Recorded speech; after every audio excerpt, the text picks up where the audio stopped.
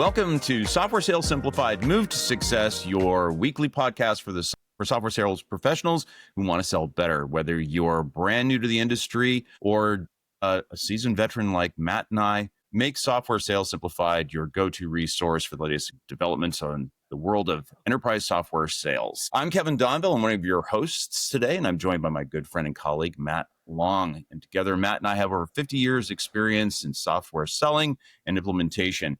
Please join us here every week as we talk with industry experts, share opinions, and become better sellers together. With that in mind, we ask that you take a moment, like, follow, subscribe, and comment on our podcast on whatever platform it is that you're listening to us on today, and stay abreast of the latest and greatest episodes that we publish. Matt, how are you doing today, sir? Good to see you. I am fantastic. I've been on calls already today, so I'm all caffeinated and ready to go. Oh, yeah. Yeah, caffeine is an important ingredient in software sales success. Definitely, it is a must-have.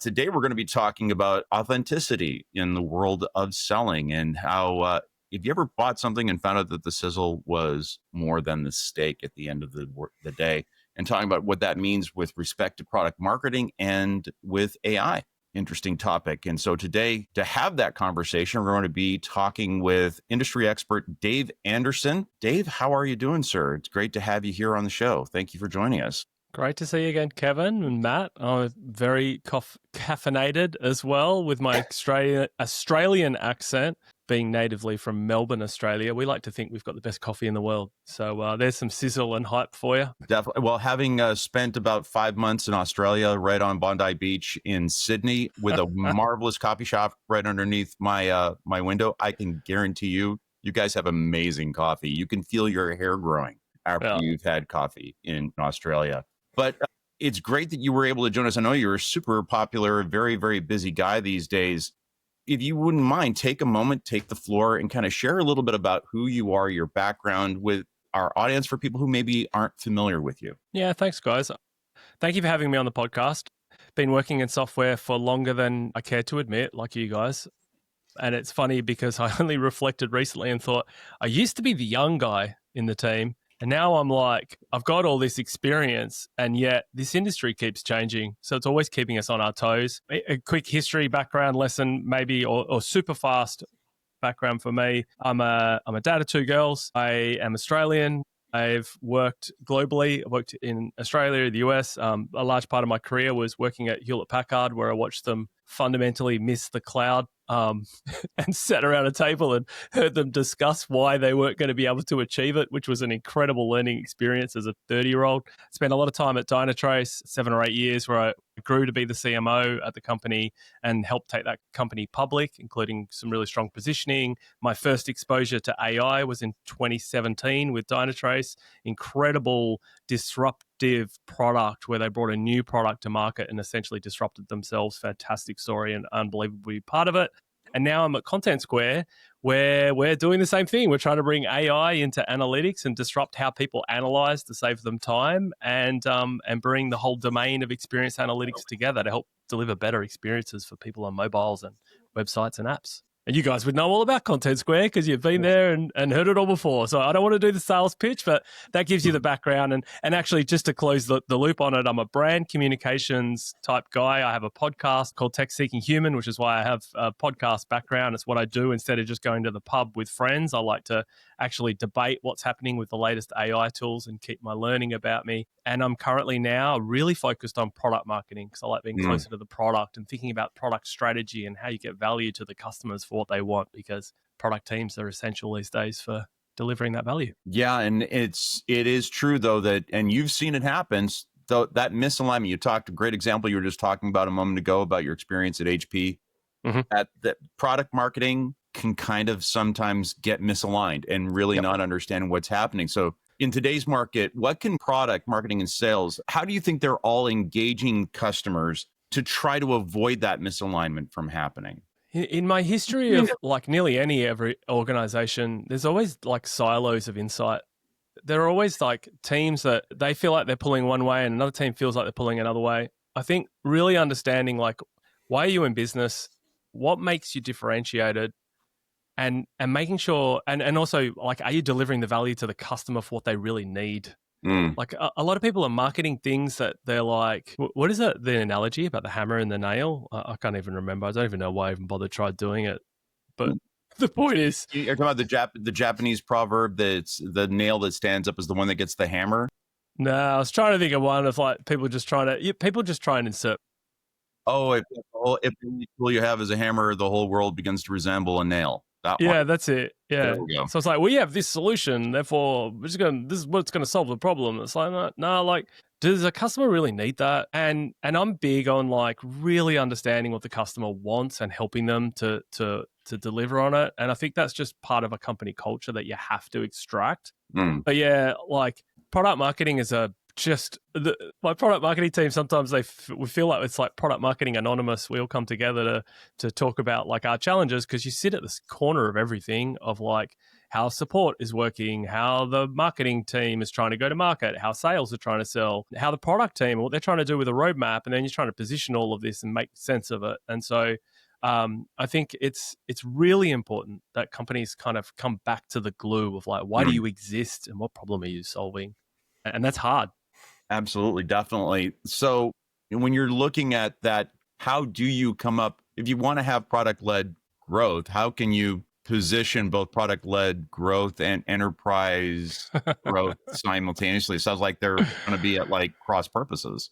This is a good one. It's not easy. Let's put it this way. What most SaaS playbooks tell you to do is to identify your key target audience and deliver to that audience. And that could be industry, it could be category, and really narrow it down. What PLG, product-led growth, versus an enterprise approach is, with an enterprise sales-led approach, you got a lot more control. So you have the ability to control the message of how you are delivering to that end customer. But the shift 10 years ago with HubSpot and all these other brands where it's like, I just want to try the product, means the first touch someone gets and the expectation of nearly every software category is that you can try this software. And I'm doing that. I try more software than I care to admit. Even yesterday, I'm trying all the new AI email tools that are available just to see which one's the right one. Mm-hmm. And I'm not giving it enough time or a sales rep to help influence me. And a lot of people are like that these days. So the challenge now is like, some people push towards product-led growth, but the product isn't ready. And therefore they give a bad experience to that end customer, or they try and make the customer think through who they are before they get to the product. It's like they don't identify as a CTO at the end of the day could also be a consumer. Mm-hmm. So they want to touch and feel it. A good example again of like what does work is depending on the product fit. Like if you are just a product-led company and you really have the right niche and the right fit and it's perfect for the trial and you want to do product-led growth, and you do it. And it's easier to scale with product-led growth because you don't have the resources. You can push things through the product. You have to have a very keen eye on like how your competitors are doing it and how easy it is for people to adopt that software. But if it's not an easy experience, you got to be careful. My good example, I guess, is like at Dynatrace, we shifted to doing a free trial from a sales-led growth motion, and we opened up the product to allow people to access it. Now, we didn't do it until we knew that what they were doing with that product was so revolutionary different that no competitor could do what we would do. And what they were doing is deploying an agent. It automatically captured everything and gave value out of the box. As an enterprise solution that was differentiated against everyone else in the competition, it's the easiest sell in the world. It's the easiest product marketing position. Customer immediately sees the value and goes, wow, okay, I'm in and I'm ready. And then we just knew how to follow up. Now, assuming that product-led growth means SMB is not true. Product-led growth is the initiative of how you are going to market. SMB is SMB. The way Dynatrace was positioning product-led growth under SMB was, if you want to do this via AWS and you're a small business, do it that way. Like, we're not equipped to support you as a business because we're focused on the Fortune 5,000, whatever, big companies. And that's how our sales will go to market. It's how we support, and that's how we prioritize. So it's gave you a long answer. It's something I'm living through because the company I work for, Content Square, acquired Hotjar a couple of years ago. Hotjar is a mastermind in a freemium category and PLG. They've been pioneers of how to get people to convert. And we're living through that scenario of integrating platforms together and thinking about like, okay, what's the experience that customer gets? And as a company that's focused on customer experience, there's a little bit of pressure. But we'll get Yeah. We'll get through it. It's difficult to integrate to products, but there's some smart people in the company, and we're really mindful of that approach, and we know that that's the right way of doing it. I think product-led growth, it has to be done. It's like it just feels like everyone does it now, so it's like you just have to get to that point. It's an expectation now. Well, I can't tell you how many logins I have to all these systems that I've probably gone in once or twice, right? Which is the problem with product-led growth. I think it's compounded, both Kevin and I obviously being at Content Square and other kind of complex solutions that are cast as it's really easy to use, drop it in, et cetera. But the bottom line, it's not. So I think what you're saying about finding one key element that just clicks, and if you can get that in, that's worthwhile. But that was the debate we always had, was like, you can't just give them access to our main platform because they wouldn't know what to do, right? So there's a fine line there between how you introduce people to it, what their first impression is, and then do they actually come back and use it again, right? So what can you say about making sure that people, even if they do like it, then keep engaging with it? How do you do that without having a coach? Is that where AI can come in? Yeah, it's AI. Well, it's the bread and butter of product analytics, which is one of the categories that we sell, which is like really understanding the user journey. So when they sign up, what functionality were they using, and what functionality leads to increased engagement and eventually adoption? And does the email nurture or an SMS send or a type of feature that you have lead to that adoption? So it's using those sort of tools to understand it. I don't want to do a sales pitch. You can obviously overlay AI over analytics like that. That would then help you understand, because if there are 10,000 users that are signing up for a platform, everyone goes in various different directions. So you need to summarize, hedge your bets, which is the best way of doing it in order to prioritize the right functionality that will lead ultimately to the most amount of engagements.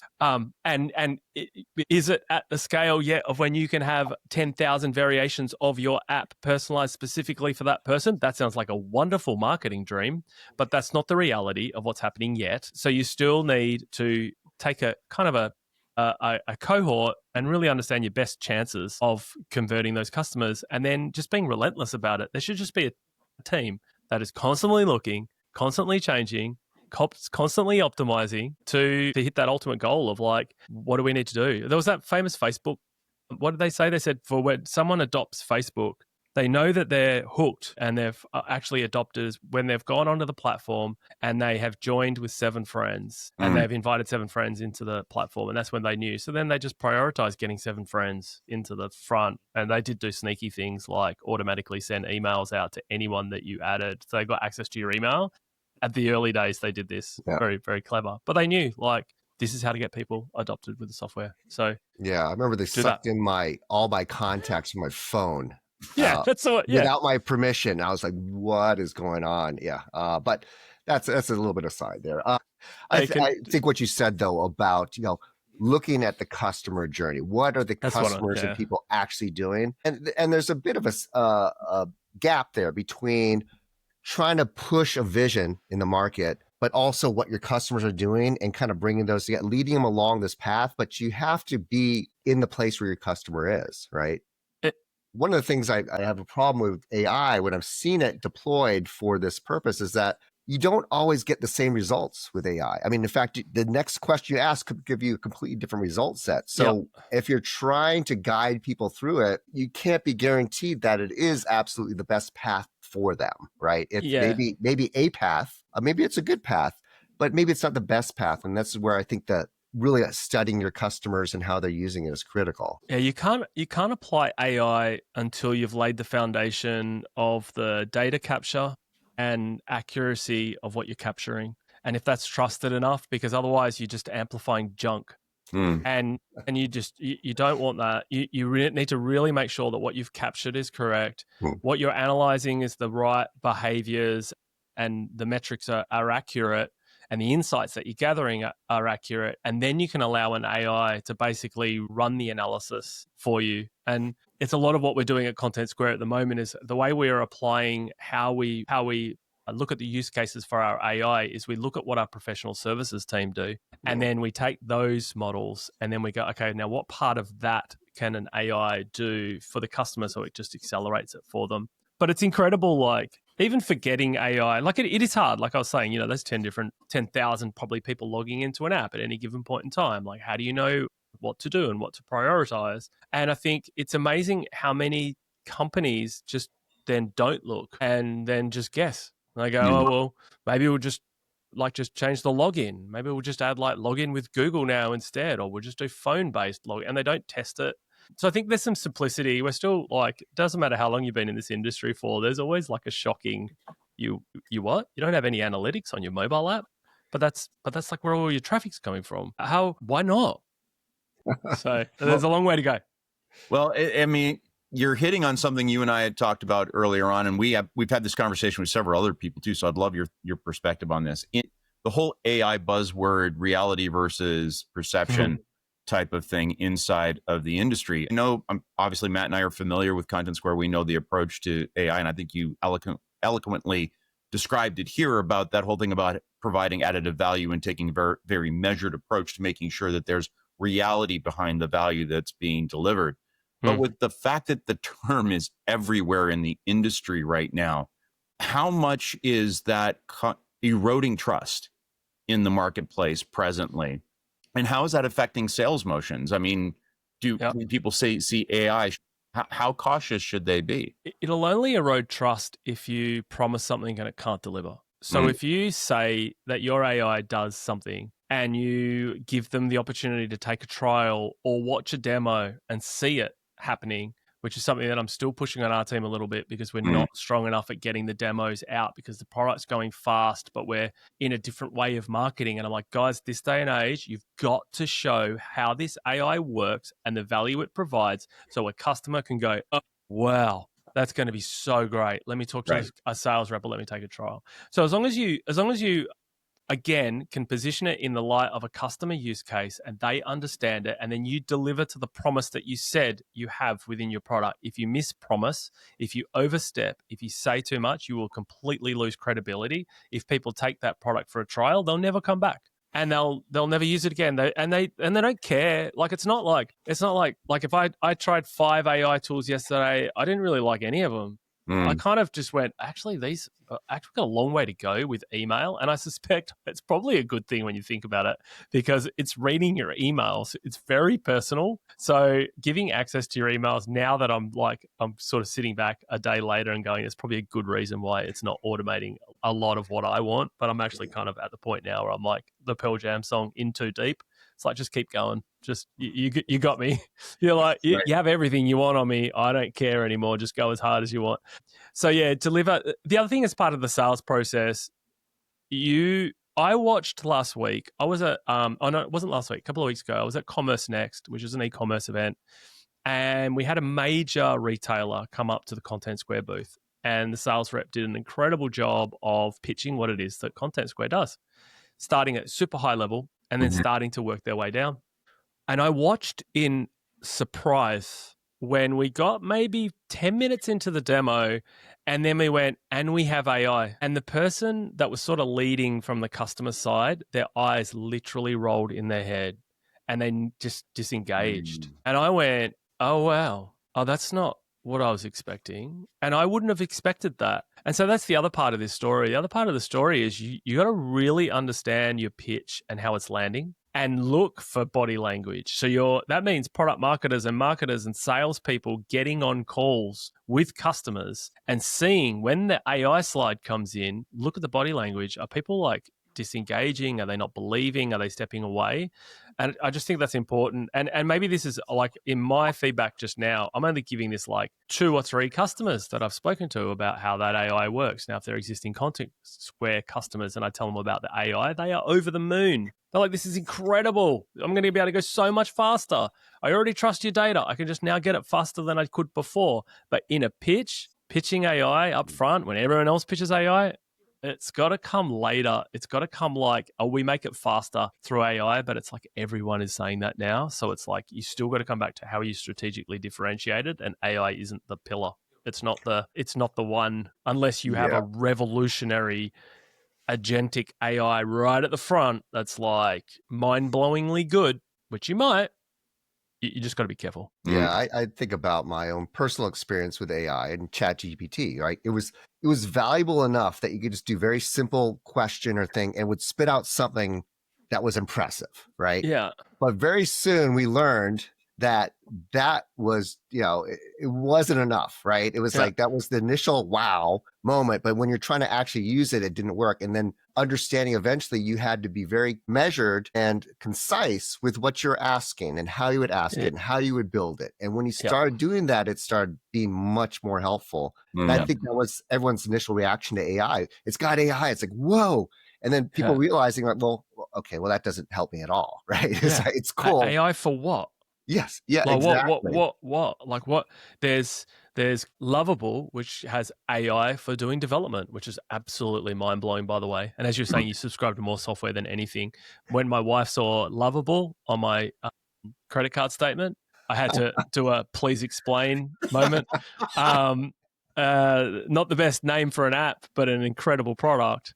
But yeah, there's Riverside for podcasts. Has AI built into it? What does it do? It does automatic transcriptions. It makes the editing easy. So there are things that that AI is coming in to help us with. And yeah, it's going to be nuanced and different depending on what the company is. And you, as a product, you have to understand, like, there are 10,000 products out there. What is your one capable of doing, and where does it sit in the ecosystem? How do you anchor someone into, like, why do they need you? And it's not they need you because of AI.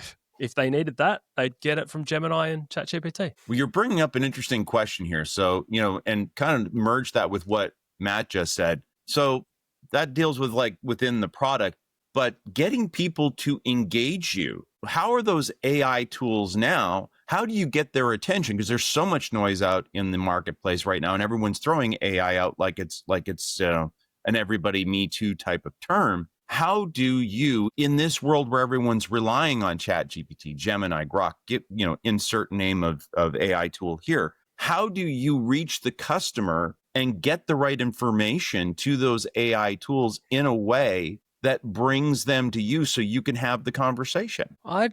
That's a good question. You have to ask, like, can you jump on a call in a minute with, like, our marketing acquisition team, and we can have the same conversation? I think that the methods are still the same. They're still similar. It's like it's looking at who your target audience is, being really clear on who the buying persona is, what their pain points are, and then targeting them. Like, you can target them directly. You can try and have conversations with them. You can target them through social media. You can invite them to events. You can have them as part of a demo. You can work with your partner ecosystem and see if you can work your way via a trusted partner as to how you do that. Industry events, another easy way of doing it. And have I covered everything? Digital. And then, you need to, like, the acquisition part is, like, really... and then just direct sales, like, obviously, like SDRs or enterprise sales reps or account managers and partner relationships, or, through your ecosystem. So I think it's just identify that audience, figure out the best channel, arm yourselves with the right content. Don't over communicate like I am doing on this podcast, where I'm talking too much because I had too much caffeine. So I'll stop. I want to pivot a little bit. I mean, still in the AI realm, but not AI in the products you're selling, but AI into the production of the product marketing, right? Because that, I imagine the trend now is let's just plug it in. We'll put in all our product information, plug it in, and have it spit out some stuff, and maybe massage it. What are you seeing in that area? And then that's question number one. But two, also, a lot of people do their research. They didn't even look at your white paper anymore. They didn't even look at your website. They just go and they spit it out, right? Yeah. And then they get a summary. How do you combat that? So those are kind of two areas, but the AI in delivering the messaging as well as getting it noticed. Yeah. So the positioning that ChatGPT and Gemini can do is absolutely mind-blowing. Like, I had an existential crisis maybe a year ago when I started doing it. And I went, wow, great. AI's come from my job first. Like, why didn't it go for accounting and finance, like and legal? Why is it coming for me? Like, the positioning is hard. It's really hard, but I've actually really enjoyed working with it, and I use it really as a sparring partner. And I get one of my core strengths is strategic positioning, like whether it's how you differentiated. And I think it's because when I left university, I did a stint at a corporate identity company, and I spent 2 or 3 years working with some big in London, working with some big brands, really helping them identify their brand, how they're strategically, competitively different, etc. And that's really helped me in SaaS. So tools that I use and how we do it, all of the copy positioning, it can write. I was using it today. So if I give you a perfect example of today, I'm rewriting a pitch deck, and I literally had Gemini sit with me, and I would show it the slides, and then I would go, what I'm trying to say on this slide is blah, blah, blah, blah, blah. And then it would go, yeah, have you thought about this as well? And have you thought about that? And it's knowledge. So pitch decks, positioning, writing. Now there's some things that I'll tell you that would get me in heaps of trouble at Content Square. And let's just hope no one's listening. But I'm going to tell you anyway, because I don't care. Not that I don't care about my job, but it's like... Well, now that no one's listening, certain people aren't listening. Yeah. Certain people aren't listening. I'm not saying you don't have a big distribution. I'm just saying that if you want to grab one part of this, don't grab this part and put it on social media and reply Content Square and say, hey guys, check out what Dave did. Some of the people already know I did this. I think you need to educate the LLMs. So right. I've been actively doing it. So we were told only use Gemini. And I'm like, I'm using all of them, and I'm going to see what responses I get from all of them. I do competitive positioning, and I maybe replied to some analysts with very specific needs that they had around how our product is capable and what it does. And there might be things like industry reports that you work on. And normally as a product marketer, you would work with 20 engineers and developers to get the answers on specifically define your auto capture. Where is it hosted? What's it picking up? What SBL, like the text and specs of like what's in a VCR manual is like what I'm replying to. I used ChatGPT for it and just kept massaging it until I got what I wanted. And instead of it taking me like 3 weeks, it took me 3 hours. And the answers were incredible. And I fed it what it needed, and onwards we go. So I now have ChatGPT and Gemini trained to the point where I can almost ask it everything I need. It personalized, knows what I want, knows how we're competitively differentiated, and then gives me answers back. Whether that has any influence over our visibility on just the LLM, I don't know. I would have to ask our brand team whether that's helping or not. But yeah, helping with pitch decks, helping with writing, doing competitive reports. I've even done like this. I put our press release through there. So I got like frustrated with the fact that and it wasn't revolutionary. We were launching session replay summaries. It's not like we were acquiring anyone. It was a feature that had AI in it. We were doing it in 2 days, and we were going backwards and forwards with 3 people on this stupid press release. And I said, you know what? And I took it, put it into ChatGPT, prompted it, and then went, rewrite it for me, got it back, didn't tell them, gave it to everyone. Everyone went, wow, this is incredible. Written by ChatGPT. Awesome. Great. Move on. Like it's just so much more efficient, faster. The other thing that's really funny is Gemini is now really good. It used to be not so good. The new model is incredible. Competitive, deep research. That my only issue with it is it's almost too detailed. So it'll go to a level that is very, like I have to use, in order to give it to the sales team, I have to use ChatGPT to summarize what Gemini does. So it's a little more simplified. And then if you go one step further, I know this is a long answer, then we start building agents internally. So we've built internal agents for like ask product marketing. How does this product compared to that product? And the agent that we have internally called Dust will do the analysis. We've already fed it, we've trained it, and it does the analysis for us. So we don't have to do all of those, and we're eventually going to put all our pitch documentation in there, etc. So are you confident in those results though, that it's going to spit out? Okay, great. It's better than it's better than not in the pitch presentations. Sure. I'm still not happy with like how you collaborate. I'm also not happy with the AI about how it's very singular. Like if I work on something and I want to collaborate with you, Matt, and I'm working on this pitch or even that press release as an example, I have to export it out to like something else. And then you don't get access to the same AI that I had access to. Right. I want us all I want the AI to come to the meeting with us, and I want to all work together with the AI that I brought, because my AI is smarter than theirs, and finish it off. So yeah, I'm happy with it. I'm happy. Yeah. And I'm pretty fussy about it too. So sometimes near enough is good enough. But when it comes to the analyst things, yeah, you have to be I'm checking it like every line item and challenging it and redoing it. So it's, yeah. So, I mean, I really get the whole idea here about AI really being able to provide simplicity and speed. Yeah, with respect to what it is. Because we all know that when it comes to sales deals, complexity kills, slows things down, and just makes it much, much harder to go out there and execute, whether you're talking about marketing or actually the sales cycle itself. So leaving maybe AI on the shelf for a second in this conversation, what else could, say, marketers be doing, product marketers and marketers and salespeople in general, if they want to help, well, not so much sales, marketing and sales and product marketing, what could they be doing to help sales close more business today, to fight that whole thing about complexity kills? Be in the trenches with them. Like, go to the pitch. Go to the reasons why you lost. Go pitch it yourself. Go talk to the customer and find out how they're using the product.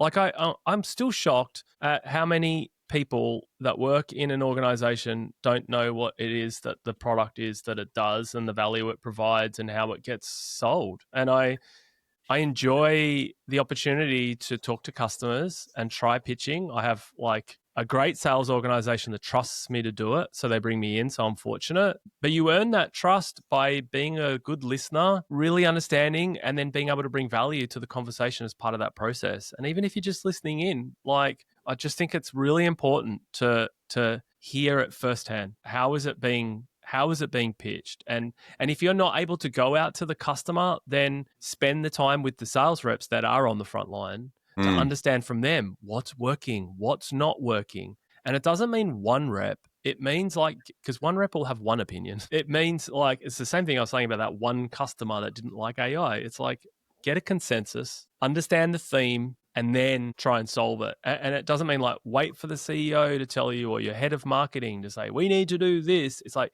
everyone in the organization needs to be inquisitive enough to go and do their own learning and understanding and bring that content back to continually improve what it is that you're doing. I just find that like, that's the only way you're going to keep getting better. And that's how you're going to add value to sales. And if sales, like, too many teams don't emphasize the importance of why that software is helping this business run its business, like really understanding the base and the value of like, why do they exist? There's not that many companies on the planet that aren't around for any other reason than to grow profit and revenue. Like, you'd be hard pressed unless you're a charity or a government. Like, and then yet teams that don't understand how your product fits into helping them either reduce costs, increase the revenue, be more efficient, like retain your customers, like just have the pillars of like what that company cares about, and then just figure out how your product helps do that, and then get the message straight on that. I think sometimes you lose sight because it's you're just not close enough to that customer and what they need. Yeah, I think there's a fine line between, when you're selling a complex system, you want to discuss the intricacies enough that people, aren't offended when you're doing this very simplistic approach to it, right? Yet the tendency is then to go too deep and you just talk about these things that lose track of what you're trying to accomplish, right? Yeah. And I think compare it to like, your first reader book, right? It's very basic, it's very simple, as opposed to Hemingway, which you could also say is a very simplistic way of writing, but much more complex and nuanced, right? And I think that's our key, was to be mini Hemingways, right? But how to take these very vast concepts, simplify them in a way that tells a story and communicates. And do you have any advice around that though? Like, how do you balance those two things when you're doing messaging? First, go to your best customers and understand the value they get from the product. It doesn't have to be, I'm going to go get a case study from them. It can be, go buy them a beer and sit with them and go, how are you finding using the product? How many people are using it right now? What do you find that works really well for you? How do you measure whether it's successful? What don't you like? What should we be fixing? And ask those sort of questions. They're just big open-ended questions. Like, oh, interesting. And then just keep asking until you get to like the value that it provides, and then expand it. And then go, okay, all right, this is what I think the value is. And then you build your slide based on what you hear. And you can ask sales how they pitch it and what they think. You can ask the CEO too. They probably usually have a pretty good idea, and a few others. And then you go, okay, now I've got a consensus. Then you build a pitch of some sort, and then you test it. And you go out to a customer and you go, hey, does this resonate? Is this how you feel? And then you get feedback, particularly from people that are willing to give you feedback, not just nod and go, yeah, it's pretty good. Yeah. Can I have my free t-shirt? And you're like, no, but like, just genuinely tell me, like, is this, and I like just cutting to the chase a little bit. Like and I'll just say it. Am I allowed to swear on this? Don't swear. Yeah, we can bleep you if it's It won't be really bad. But it's like, I just don't like bullshit. Like, no one's got time for it. So it's just like, and I will say to them, like, humor me, is this what you're dealing with or not? And I've done this pitch now to one of the biggest hotels brands in the world and one of the smallest telcos in like Idaho. And exactly the same message resonated with both of them. And it came down to like time. They don't have time. They don't have resources, and they don't have the ability to deliver to the revenue that they're trying to achieve. And then I just back away from that and go, okay, now let me tell you how we're going to help you address those three things with what we have in the utter simplest way. And both pitches for the largest customer down to the smallest worked really, really well. And it's because it was tested. And then I look for their reactions. And if they go, no, that's not what we have. That's not our issue. Then I go, okay, cool. I'll change it. How important in your mind then is it that you drink your own champagne, eat your own dog food as an organization? Because, I mean, the goals you just described, I used to work there, are not entirely removed from what the goals were, right? So you're calling bullshit on me, Kevin. No, I'm not. I'm not. You're agreeing. Very much on your side with respect to this one. Yeah. How important is it then that your own organization, if your goals are aligned with your customers in very similar fashions, maybe in different industries, but the intent is the same, how important is it that you're leading by example with your own product? That's because, Hotjar on Hotjar, that was a big selling thing for them. You go and watch their YouTubes. They would have wonderful educational systems on that where they talk about, hey, look at what we're doing on our own website.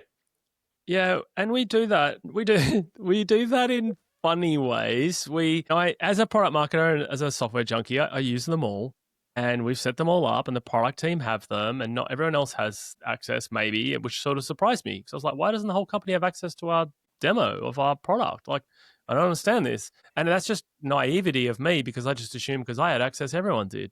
But you would hope anyway. Different rabbit hole. I think it's hard. Yes, we do.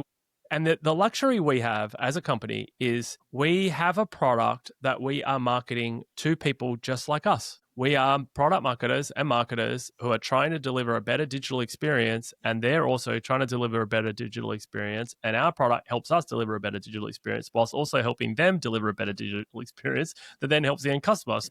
How we use the product is interesting for our own use cases and also how customers use the product as well. And so but there's not enough of it. There's not enough of like people that are they're in their own world developing. They're in their own world doing positioning or marketing or events. They're in their own world selling. And sometimes people just forget because the metrics that are important to them aren't the ones that are occurring on that website to not log in and look. So the closer you are to positioning and the metrics that matter and what you're selling to the customers, the more you're probably in your own product looking at how it works, which is what I do kind of religiously to the point where I got on a product leadership call. Again, I'm just airing dirty laundry, but I got on a product leadership call last week and I went, hey, logged into the product yesterday. Is this the new dashboard capabilities? Because this looks like scaffolding. And we just got a report from Forrester that positioned us really highly for a lot of capabilities, but one of them wasn't our ability to provide a great dashboard experience. And so I just want to make sure we have our designers logging in, looking at this, and we have a plan to solve it. And they did, which is good. And that's just me like being annoying, which I like to do. No. But yeah, it's a super good point. A lot of people don't. They just don't look at their own product, which is, I think, dumb. Irrespective of platform that I've ever sold for in the past, every time I've worked out in the field with a seller that actually knew how to use the product and could use it, maybe only even in a fundamental way, they were intimately familiar with how the product worked. They were intimately familiar with how the experience would present to the customer. And they were much more able to communicate that in the cycle about how I can help you with the problem that you just described to me. Yep. So that investment of time, I just find that it's a huge payoff for most organizations, right? 100%, because if you're selling, you have to know, you got to put yourself in the customer's shoes. You got to know what they're going to experience. You got to know how to pitch it and what it does and how it's differentiated. And the best way to do it is to show it or Mhm. know it yourself. Because if like what happens in most cases, the customer has educated themselves on that product already, and you come in and you're not educated on the product, all of a sudden you're not the expert anymore. Mhm. And what credibility and trust are you getting from a sales rep that can't understand more than what the customer's already figured out themselves? You're going to get burnt immediately. So it does depend, like for people listening and they're like, well, I sell like this hospital grade, like artificial intelligent, like segmentation analysis that only works on premise within a mainframe. The point I'm trying to make is there is some pretty complicated software out there. Not all of them are, but like if you've got a super complicated software, then I would understand it'd be a little bit different. But if you've got software like you're selling collaboration software, analytics software, email software, then yeah, you should be able to log in and know how that product works yourself. Crazy if you don't. I wholeheartedly agree. It's all about being able to communicate in a way that makes sense. Yeah, outside of the outliers you just described, that ability to go and contextualize everything that you're having, that your product can do, so you can have a much more pointed and effective conversation. I couldn't be on board with you more. It's why I say sellers need to be on a buying committee every once in a while, so they can understand what it's like to be on the other side of that equation, to understand that language as well, right? Correct. So speaking of advice, I mean, we're I would love to keep going, and Dave, you and I could be here all afternoon. Yeah. It would be so much fun. The folks that are listening, you've been sharing a lot of wonderful nuggets, advice, guidance. I hope so. Absolutely. Not just rambling. No, when you're talking about people who are coming in, key marketers, product teams, what advice would you give anybody that's coming into that right now with respect to, someone who's building a go-to-market strategy? What would you tell them in this day and age? What would be the advice you would give them? A listening tour. You need to go and listen and absorb as much as you can. I love when someone comes in to do a first impression. I would go, why did you join? What do you think? What do you think are the issues that we think we should resolve? What's missing? It's a great opportunity to go like, oh my God, we don't have a very good onboarding experience to help people who are new understand how this product works. Or man, the pitch deck, they can't find anything. Or our website's really confusing. You can drink the Kool-Aid for too long. And so when people are new, I love giving them the opportunity to go, all right, here's your chance. You won't offend me. I wrote most of this, but please tell me in all honesty, what works, what doesn't, what's your impression? And if they're in marketing, or particularly also if they're in my team, I'll make them kind of present it back to the organizer, to a small group, not a big organization. Don't put them, and I don't make it stressful for them. It's like, I just want you to understand, also get to know them. Then I would go listening tour. You got to go find out what's going on, and you need to understand, who are we selling to? Why are they buying it? How successful are we at pitching? How much are they paying for it? How long are they buying it for? Who the people were that are buying it? Do they rebuy after 2 or 3 years? If they're rebuying, what are they rebuying? Do they get an upsell? Do they buy that? How's it being? How do we sell it to them? How long was that sales cycle? It's really getting into the full, like, as a go-to-market, you've got to get into the full gamut of like, okay, how is this business? What's the engine? And how do we fine tune this engine? And what role do you play in fine tuning that engine? If it's someone that's really dedicated to pricing, then you would still try and understand everything, and then you would hone in on what the pricing meant as part of that story. I wouldn't say to them though, go understand everything about pricing. It's like, for me, always big picture first, and then laser. Because if you laser, you just might miss context of something that was really important up front. So, ask for customers to talk to, ask for customers that are happy, ask for customers that are unhappy. Look at all the most recent deals, understand why they won. Yeah. That would be my and sit in on those calls, sit in strategy sessions, and then talk to product and what have they got coming in the roadmap? How is the roadmap being perceived? How is that being communicated? Yeah. It could end up being, wow, you just you might, the person, I know maybe what people are thinking is like, oh my God, the person's going to be drinking out of a fire hose if they do that. that's a lot. So give people time, give them like, you got months and it's going to overwhelm them. I did that recently with someone that got onboarded. I said, you're keen this week, but I guarantee you next week, your head is going to explode. So when the head explodes, you get on a Zoom and you go, today's the day, head exploded. And I went, all right, cool. Then you break it down for them. All right, now we're going to do step by step. Let's go do this. Let's do this. Let's do this. Let's get you to meet that. And let's just sort of angle them in the directions, because otherwise you might turn someone off. Come in and learn as much as you can in 3 months and tell me how you're going to fix it. And you're like, but there's so many things that are broken.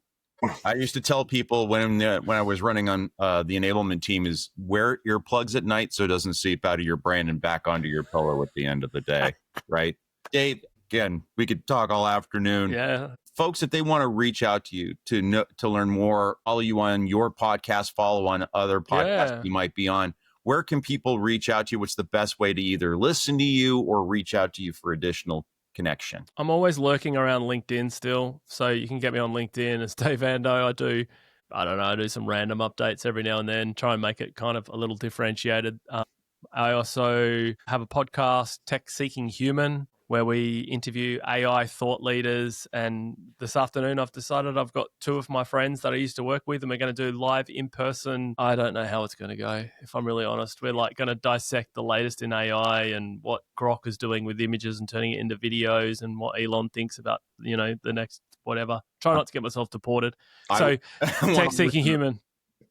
Tech Seeking Human is the podcast. Jump on that as well. And through those 2 channels, you should grab me. I'm not on X anymore. Understand.